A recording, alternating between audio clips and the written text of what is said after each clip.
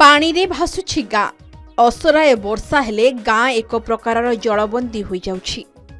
एहा केउ उपांत अंचलर कथा नुहे बरं ट्विन सिटी मध्यरे थिबा बारंग अंचलर कथा। बारंग ब्लॉकर फुलपोखरी ग्राम रे जलबंदी समस्या सृष्टि होइछि। वर्षा दिन आसिले सामान्य वर्षारे ग्राम जलमग्न हो जाउछि। जल निष्कासन पाई मध्य बाट नहीं। सेपटे मुख्य समस्या हेउछि ग्रामर शेष मुंडरे थिबा विद्यालय को जिबा बाटरे आंठुए उच्चर वर्षा जल जमी रहिछि।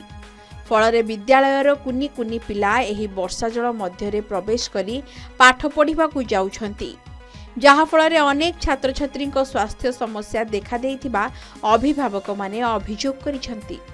निज पिलामानंकू विद्यालय छाड़िबे नाही बोली कहिसंती। दीर्घ वर्ष हेब एही ग्रामरे जलबंदी समस्या लागि रहिछि। सामान्य वर्षा हेले ग्रामरे वर्षा जल लहड़ी मारुछि।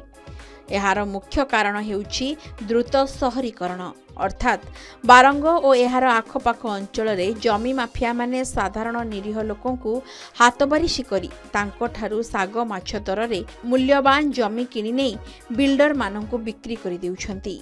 उक्त बिल्डर संस्था निजर प्रोजेक्ट निर्माण पाई सबुआडू जल निष्कासन पाई बाट बंद कर देउछंती, जहा फଳରେ जल निष्कासन होई न पारी ग्रामरे जमी रहुछि।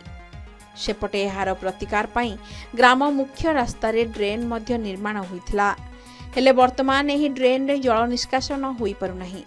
फଳରେ सेही अलिया आवर्जना दूषित पानी रास्ता उपरकू चली आसी जमा होई रहुछि। राज्य में हईजा और कलेरा व्यापी बेले एही ग्राम रे मध्य अनेक छोट छोट पिला और वयस्कों को झाड़ाबांती आदि लक्षण देखा देछि, जहाकु नै ग्रामवासी भयभीत होई पड़िछंती। बुझल बारंग ब्लॉक पाखे फुलपोखरी गाँ हाफ किलोमीटर बाटर एमती वर्षा हो बिल्डर मैंने एमती बही सब आड़े जमी बिकी बंध पकईकि पानी जीवार समस्या नाई, टोटाली पानी बाहरिया को समस्या नाई।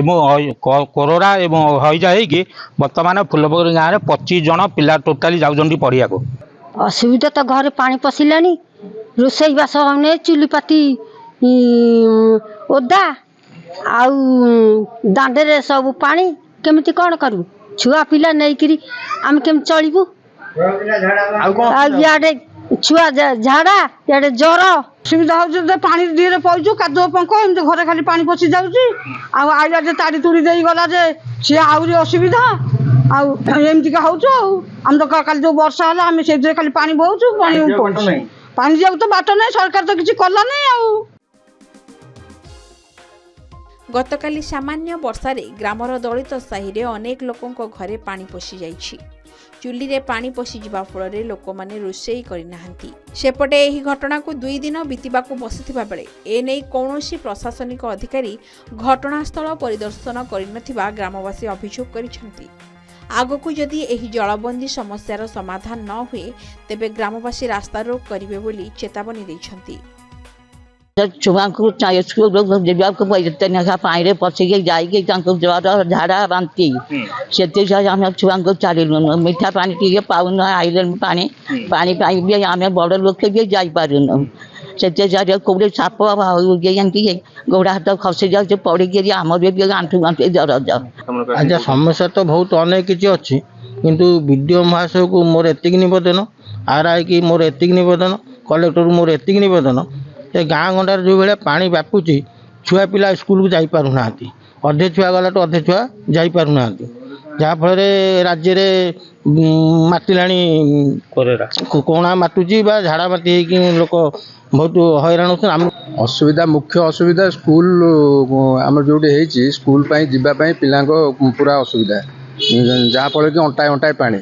गत वर्ष बीडीओ तहसीलदार आरआई सब आसते देखिकी जाते पानी पशिक भी जाते तार समस्या किसी समाधान कले ना। बर्तमान अबिका आजिका डेट्रे 35 जन पिला स्कूल अच्छा आमको डर मारुच पिला को छाड़िया।